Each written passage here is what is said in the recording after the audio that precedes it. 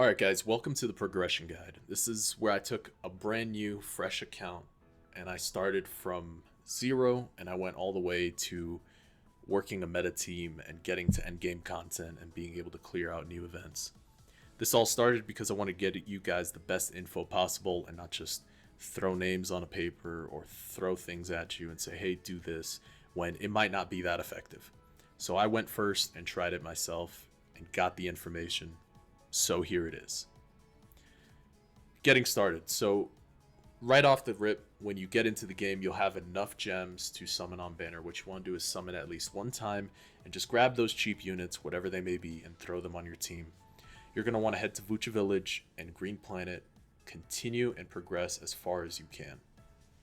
Afterwards, you'll pick a stage you really want to clear comfortably, and you'll do this until you reach level 15. So go take a break, go read, go watch a movie, turn on some anime, whatever it is you want to do, but just AFK for a while until you reach level 15. The reason we say 15 and not 5 or anything below is because, one, you'll get all the codes by then. Additionally, you'll get that rate up banner access.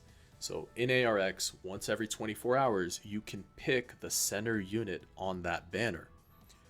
My recommendation is pick the drink, Trunks. What you want to do is you want to get one copy of this guy and you're going to build your entire team for the early game around Trunks.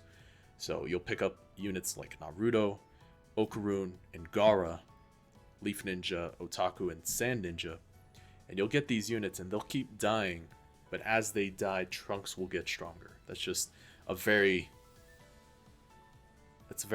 easy way of explaining exactly how he works. So after you've gotten Trunks for the early game, you're going to look out for two other units. One is Yoruichi, Thunder Goddess, and the other is Guts, the Black Swordsman. Both are very important for hitting your endgame build. I'll explain more as we progress. Yoruichi just alone, just tons of damage, very useful unit, and Black Swordsman unlocks some content that you really need to complete.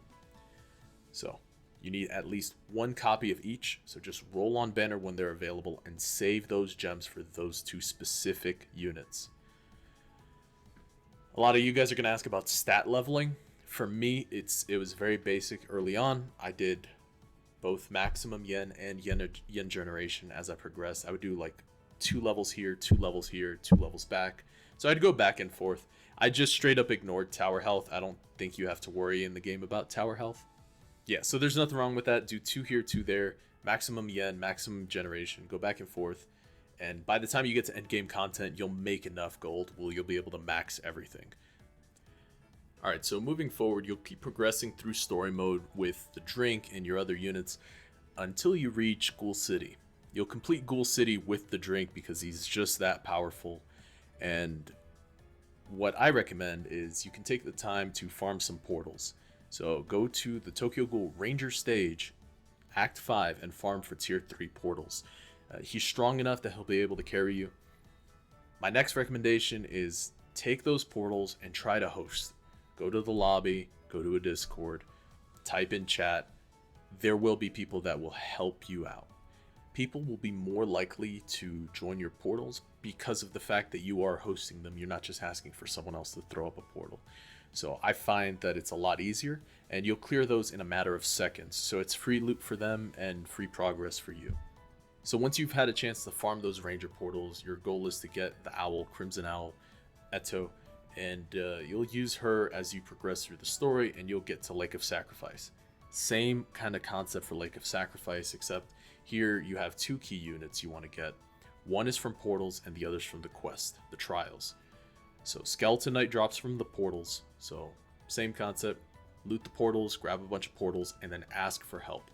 Go to a lobby, go to Discord, go to groups, try to find a way to get some folks into the same portal with you and get the help you need. So what you'll do is complete the portals, get Skeleton Knight and get Griffith, and that'll kind of round out your team when it comes down to the middle game. You'll have units that synergize well together, work very well together, and they're just able to carry you through the endgame content. Mind you, they're not going to do everything as fast as possible, but it's a very effective team. What we have here is 2 units that amplify, Skeleton Knight and Griffith, and then we have 3 DPS units. One's frontline DPS, insane damage, Thunder Goddess. You have a mid-range, the Drink, and then you have Crimson Owl for long-range DPS. What we do is we keep Naruto because he acts as really great fodder, just frontline, and as he dies, the Drink gets stronger.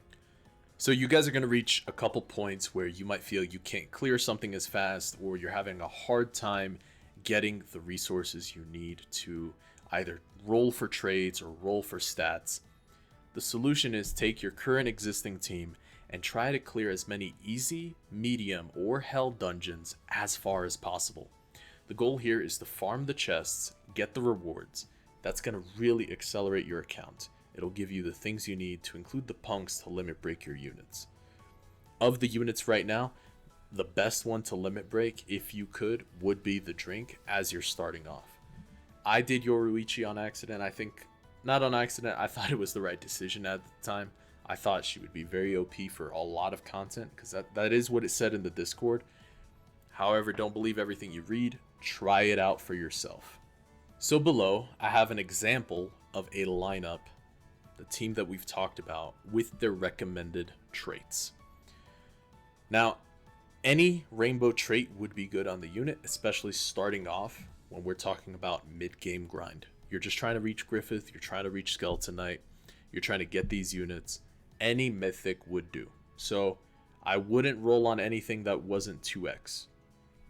I'm just saying that they put 2x quite frequently and consistently. It's every, I believe, Friday into like a Monday, sometimes even beyond. They go into Tuesday at times. Just depends on how things run for them. Take the opportunity, roll on 2x, get those guaranteed rainbow traits. These are the ones I recommend. Duplicator on Leaf Ninja, Duplicator Thunder Goddess, Sovereign or Duplicator Drink, Sovereign Crimson Owl, and I do recommend Capitalist Skeleton Knight and Capitalist Griffith. Now, hey, if you don't agree with some of my recommendations, by all means leave something in the comment section below. I do plan on doing a separate guide specifically for traits, and these have been vastly successful, especially when it came down to team building. So I do have a reason for why I've picked what I've picked. Now, a lot of this stuff is going to be very accessible to you guys, but it will carry you into the end game, and that's what you're looking for when you're playing ARX, is progressing all the way to the end, so this way you can play the new content, try to grind out new stuff. End game. So this for me is the fun part. I enjoy team building, getting creative, trying out different things that, you know, people find that, hey, I don't think that'll work. And then guess what? Sometimes it turns out that it just might actually work even better than you think. So don't trust everything that is on a tier list. Don't trust everything that's even on a video. I recommend you try things out for yourself. So go ahead, collect the equipment, souls, units, try out dungeons, speed run content, try to push those boundaries, try out tournament, infinite game mode, and just collect units for trading. All this, prepare for upcoming content. That's the best you can do when it comes down to the end game right now. Maybe we'll see if they add some PvP in the future. So when it came down to this topic, I didn't get too specific when it came down to exactly what to go for. A lot of this is preference and choice and how you want to build out your units and such. I'll do an entirely separate video on traits and units and just potentially make my own tier list similar to how we played around with Anime Vanguards. So if that's something you guys are interested in, you want to see, definitely leave a comment in the section below and just smash like for this video. Let me know that you're interested in this type of content, and just let me know what you think. I think feedback's very important. Works both ways here, me helping you guys out, but help me out. Let me know what you liked, what you didn't like, what worked for you. You guys, I'm grateful for all the love and support that you've shown to this channel. What started off as a small side project for me has evolved into something that I'd like to continue to grow. So I'm truly grateful for your guys' attention, viewership, and just building this community with me. So if you guys like this type of content, if you guys are interested in more stuff like this, let me know in the comments below. I'm looking for more projects to take on when it comes down to ARX or even playing around with other Roblox games. So again, appreciate all the love and support. Don't forget to smash that like button and subscribe. Maybe Yoruichi is a good unit to get later, but not a good starter unit. I should have maybe Saber would have been better. Yeah, Saber might have been better.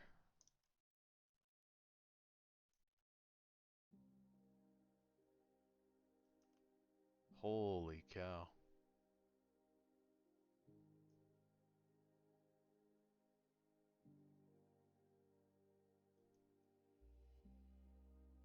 You know, she's not doing as well as I thought she would do. It's good to know. Holy cow. Second good DPS, yeah.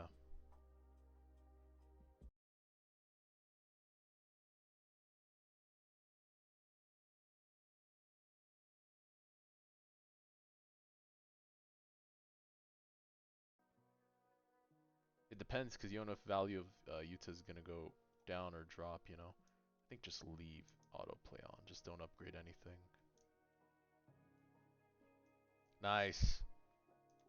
Holy. Holy push. Let's go. Bro, we got it. Guys, we made it out alive. Bro, the one-tap dupe. We one-tap dupe and he's an immortal shield. Let's go. Let's go. Yeah, Trunks carries. I'm gonna recommend Trunks from now on.